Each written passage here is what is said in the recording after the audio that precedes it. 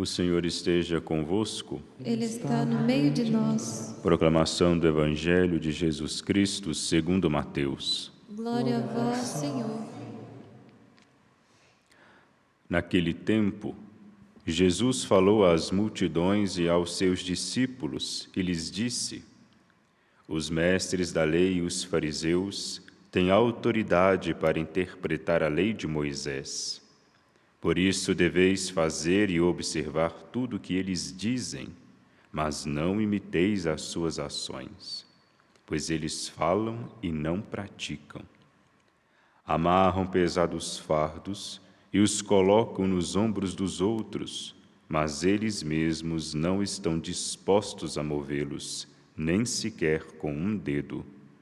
Fazem todas as suas ações só para serem vistos pelos outros. Eles usam faixas largas com trechos da Escritura na testa e nos braços, e põem na roupa longas franjas. Gostam de lugar de honra nos banquetes e dos primeiros lugares nas sinagogas. Gostam de ser cumprimentados nas praças públicas e de serem chamados de mestre. Quanto a vós, nunca vos deixeis chamar de mestre, pois um só é vosso mestre e todos vós sois irmãos. Na terra não chameis a ninguém de pai, pois um só é vosso Pai, aquele que está nos céus. Não deixeis que vos chamem de guias, pois um só é o vosso guia, Cristo. Pelo contrário, o maior dentre vós deve ser aquele que vos serve. Quem se exaltar será humilhado, e quem se humilhar será exaltado. Palavra da salvação. Glória a vós, Senhor.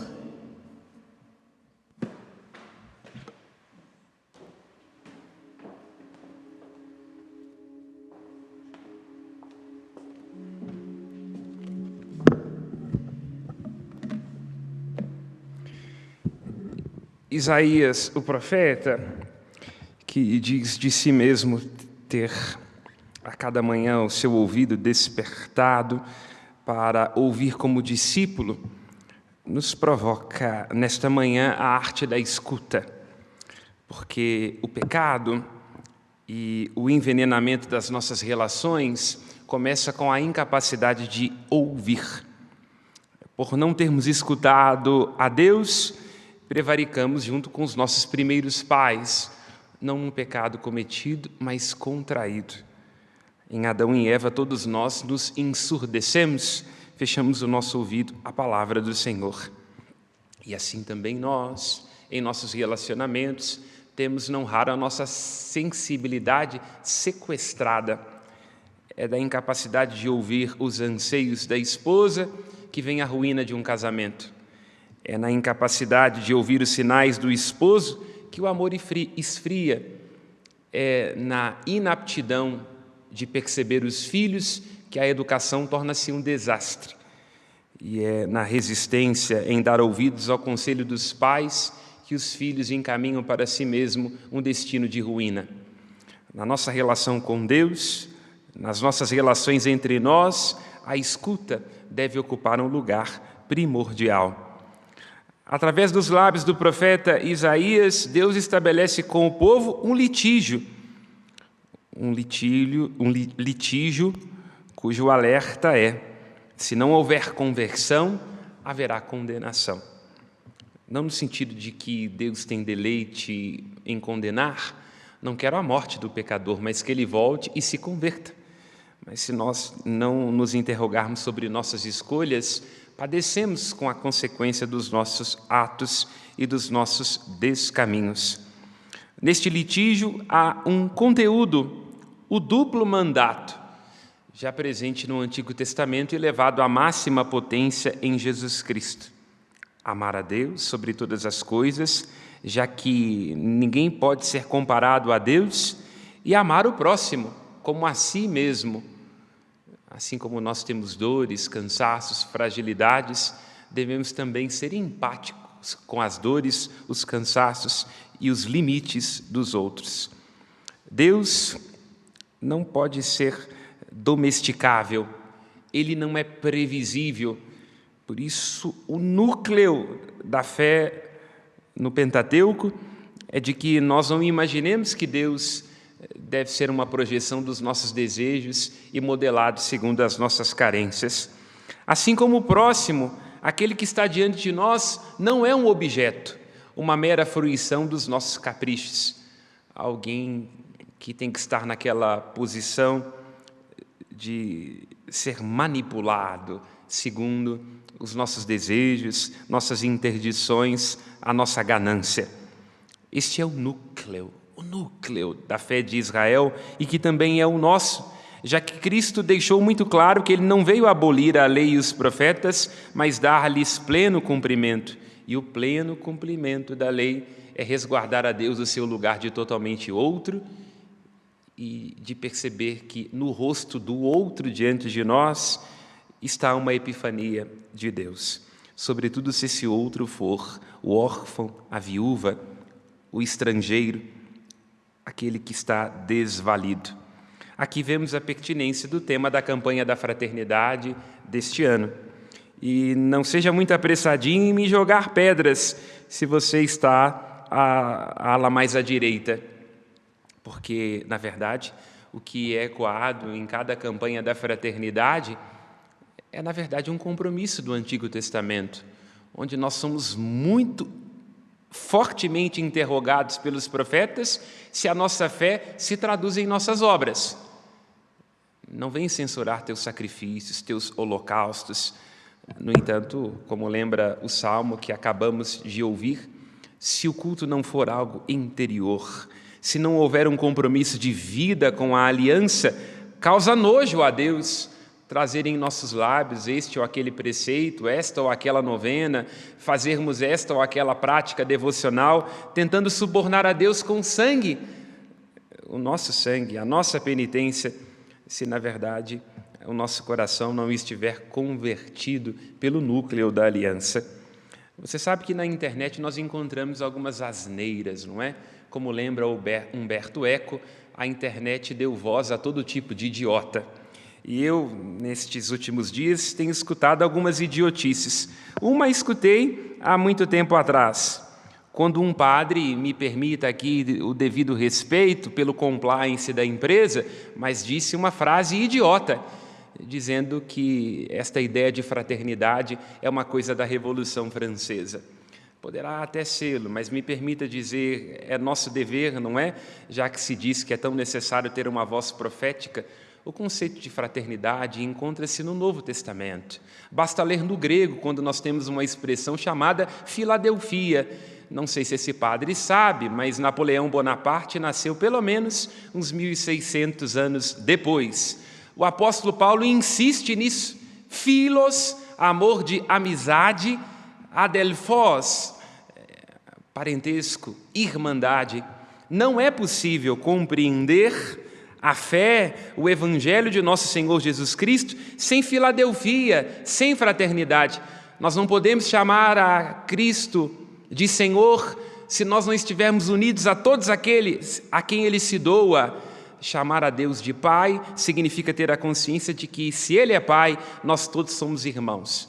E eu não citei Marx, eu citei Papa Bento XVI na Deus Caritas Est, nestes dois últimos pontos, como desdobramento dessa homilia. Além de tudo, esses dias, escutei uma outra asneira nas redes sociais. Não vou dizer, porque não posso pagar advogado, mas de um casal muito mais santo, talvez, do que eu, daqueles que diz que a gente tem que educar os filhos em casa e de que a mulher tem que ficar em casa. Mas um detalhe, assim, do Rios, eu vi que ela diz que tem uma empregada. Como dizia Pascal, divertida justiça essa, que o rio limita. Verdade a quem dos Pirineus, erro além, não é? Pimenta nos olhos dos outros é refresco. Que diz que não conseguia entender o que era amizade social. Pois bem, vamos dizer, os dois conceitos não se correspondem.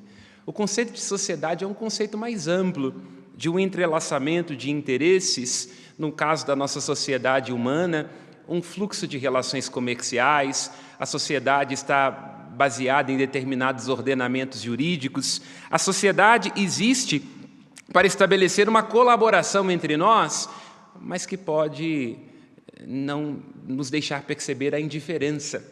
Porque na sociedade nós não somos pessoa, na sociedade nós temos papel de juiz, papel de juíza, papel de padre, papel de médica. É algo muito positivo, porque como seres humanos temos que colaborar. Só que na sociedade a gente tende a se despersonalizar, não é? Cada um de nós é um número na perspectiva da sociedade. Por exemplo, eu, ligado à Sociedade Mineira de Cultura, que é um dos organismos da Arquidiocese de Belo Horizonte, sou o número 9277800. Então, para a Arquidiocese de Belo Horizonte, eu sou o padre, mas para a Sociedade Mineira de Cultura, eu sou 9277800. Então, não basta ser sociedade. É preciso que haja entre nós laços mais duradouros, mais estreitos. É preciso que haja entre nós uma amizade. A amizade significa ver a face. A amizade significa perceber o outro como uma versão de mim, não é? Uma das mais belas descrições de amizade é aquela entre Etienne de La Boétie e Montaigne. Montaigne, perguntado sobre qual a razão da sua amizade por Etienne de La Boétie, depois de perder o seu amigo falecido tão jovem, ele diz: porque era ele e porque era eu. Entende? Na amizade é isso. Nós vemos o outro naquilo que ele é, às vezes inclusive nos seus avessos. Hamlet já nos avisa: não empreste dinheiro a amigos para não perder ambos. Dinheiro que se presta a amigo tende a não voltar. Então, apesar do outro, nós o amamos. Que pertinência da campanha da fraternidade. Bendita seja a campanha da fraternidade para nos recordar que nós somos sociedade, para além do nosso voto à esquerda, à direita, para além de nossa bandeira dessa ou daquela cor, temos que ter um objetivo e um foco comum. Sobretudo, deve estar juntinho com a lei das leis, que é a Constituição. E para além desta ou daquela orientação política, temos que seguir a nossa Carta Magna, porque ela é o princípio invólucro. Sem democracia, todos os outros princípios se esvaem e se dissolvem no ar. Além desta consciência social, temos que recordar que nós somos feitos amigos em Jesus Cristo. Diz o apóstolo Paulo na carta aos Efésios: na sua cruz, ele destruiu o muro da inimizade. Na sua carne rasgada, ele fez de dois povos um só homem novo, reconciliado com Deus e também entre si mesmo. Bendita seja a Filadelfia, bendita seja a fraternidade, que nós nos sintamos comprometidos com o desafio de emendar as nossas relações, porque elas estão rasgadas dentro da igreja e dentro da nossa sociedade civil. E por que é importante? Nos ajuda a perceber Isaías ao longo de sua profecia, porque Deus quer nos conduzir de novo ao jardim, lugar onde se guarda e se cultiva, porque por consequência do pecado, a amizade que nós tínhamos com Deus e entre nós torna-se uma inimizade. E é isto que nós chamamos o pecado. Daí a pertinência da campanha da fraternidade, que nos alerta à alterofobia, ou seja, ao receio, ao medo do outro, à indiferença ao outro. Temos que ter uma consciência profunda de que nós somos transformados por conta da nossa sociedade adoecida pelo ego e pelo individualismo, pelo hedonismo, em mercadoria. Nesta ideia de sermos nós empreendedores de si mesmos, e ser empreendedor é uma coisa boa, temos que sim procurar ter desenvolvimento pessoal. Não estou aqui defendendo Cuba, nem a Venezuela, mas neste desejo de sermos empreendedores de nós mesmos, tomemos cuidado, porque a vida precisa de uma dose de inutilidade, de uma dose de pausa. A vida precisa daquilo que vem de graça e que o dinheiro não pode comprar. Nesta ânsia de sermos bem-sucedidos, nós mesmos nos tornamos um objeto de mercado. Em nossa sociedade, o que mais importa é acumular, abusar, e estamos excluindo várias pessoas do pão que é nosso. Esta campanha da fraternidade, muito pertinente, porque este é o apelo dos profetas, está despertando nossa sensibilidade, abrindo os nossos ouvidos para que a gente perceba o comum, o nosso, para além daquilo que é o eu, este ego adoecido. Mas quero aqui aprofundar, por profecia ou por imaturidade juvenil, a minha crítica nesta manhã. Há um erro numa perspectiva mais à esquerda, seja dentro da igreja ou numa perspectiva política. Nelson Rodrigues chamava a esquerda de afestiva. E assim como Dostoiévski falava que o comunismo tende a ter um amor imaginativo, que é aquele onde nós amamos desde que não custe muito. Um amor abstrato, mas que nunca se concretiza, não é? Então, quem é mais à esquerda tem que fazer uma crítica sobre si mesmo, sobre se de fato concretiza, para além das hipocrisias, o amor que apregoa. E também prestar atenção, aqui vale a crítica da ala mais à direita com relação à esquerda, há estruturas que reproduzem exclusão. No Brasil, por exemplo, nós temos um racismo estrutural, que é absolutamente dissimulado, onde o serviço, onde a pobreza, onde o crime está associado à cor negra, à cor preta e às pessoas negras, corrigindo. Agora, antes de tudo, quem é mais à esquerda não pode se esquecer. Para além das estruturas, nós temos pessoas, e o pecado é, na verdade, uma coisa que nós experimentamos individualmente. Não adianta tentar corrigir com políticas públicas, porque às vezes políticas públicas irão servir para a gente colocar as pessoas mais agradáveis ao partido. Então, cada um olhe para si, enquanto indivíduo, porque é enquanto indivíduo que se dá o pecado. Agora, temos que fazer também uma crítica à direita, porque ela tende a ser ressentida, para usar um conceito nietzschiano. Pode observar em muita gente que tem um conservadorismo hipócrita, há uma educação rígida, há alguma coisa ainda mal resolvida dentro de si, às vezes da cintura para baixo, às vezes da cintura para cima, para inverter a ordem.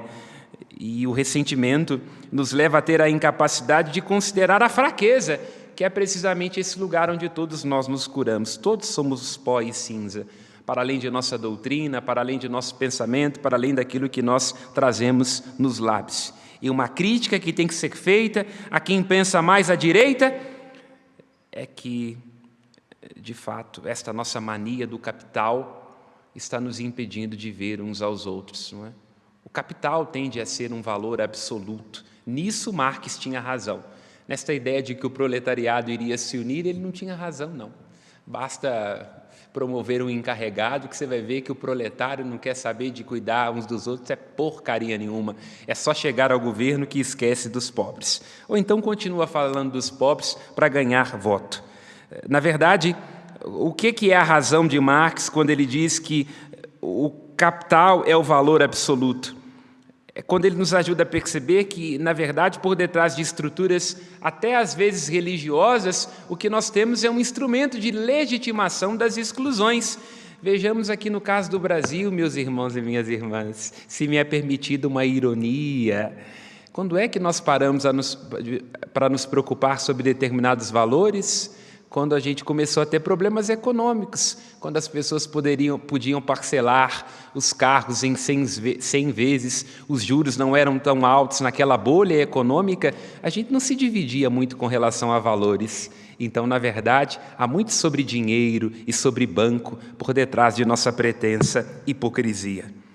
Há uma gota de veneno da serpente do jardim do Éden em cada um de nós. E não é defender essa ou aquela perspectiva política dentro da igreja que irá nos curar disso. Há uma tendência a sermos envenenados pela serpente, querendo conservar, reter e enrijecer. Do mesmo modo que há uma tendência de nós querermos subverter as leis de Deus em nome de nossas histerias ideológicas. Todos estamos picados e temos que nos curar com a graça de Deus. A crítica do profeta Isaías é profundamente insistente quando ele diz que conversão é cuidar da viúva e do órfão. Estamos no núcleo do Deuteronômio, sendo ecoado pelo profeta Isaías e também em nossa campanha da fraternidade deste ano.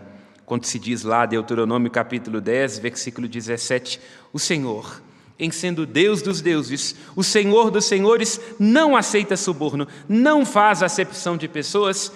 Ele faz justiça ao órfão e à viúva e ama o estrangeiro. Portanto, Israel, também amai o estrangeiro, porque vós também fostes migrante na terra do Egito. O Senhor ampara a viúva e o órfão, faz justiça aos que são oprimidos. Dos órfãos ele é pai, das viúvas protetor, e nos chama também a nós, a considerarmos aqueles que mais precisam. Que o nosso coração não seja insensível como o dos fariseus. Aqui vamos ao evangelho que acabamos de escutar. Porque Jesus diz que um dos principais vícios que pode invalidar em nossa vida a graça de Deus é a hipocrisia, caracterizada por um divórcio perpetrado entre o agir e o falar. Nós somos incoerentes. A gente nunca dá conta de sustentar aquilo a que apregoa. Mas a hipocrisia é uma coisa diferente da incoerência. O hipócrita é aquele que perpetradamente diz uma coisa, faz outra, com a intenção de dissimular. Os hipócritas são sempre homens práticos. Lembra C.S. Lewis nas Crônicas de Nárnia. São sempre homens da burocracia. Os hipócritas são homens da cena, da ritualística. Nunca estão presentes, como lembra Polônio na peça Hamlet. E como lembra também Otelo, o vilão Iago. O hipócrita é sempre aquele que diz: eu não sou o que sou. Os ritos são importantes. Sem eles não há civilidade. Aprendi esta frase do nosso amado arcebispo. Os ritos, os processos, tudo isso é muito importante. Agora, nós temos que tomar cuidado para não sermos homens e mulheres da cena, da pose, da exibição exterior. Homens e mulheres que praticam a virtude apenas no TikTok. Mede-se, poderíamos dizer, a canalice de alguém quando ele tem sempre a necessidade de ser ritualístico, institucional, cheio disso, de planilhas, de agendas, de 9 horas. O caráter de uma pessoa pode ser medido na capacidade que ela tem de sentir um mal-estar quando as coisas estão enrijecidas e institucionais. Terminamos dizendo: as instituições são muito importantes, só que é preciso tomar cuidado para que, em nome delas, a gente não se revista de hipocrisia. Que a graça de Deus nos ajude a perceber que as instituições religiosas e políticas têm que ser protegidas delas mesmas. Louvado seja nosso Senhor Jesus Cristo. Para sempre seja louvado. Apresentemos a Deus nossas mais sinceras preces.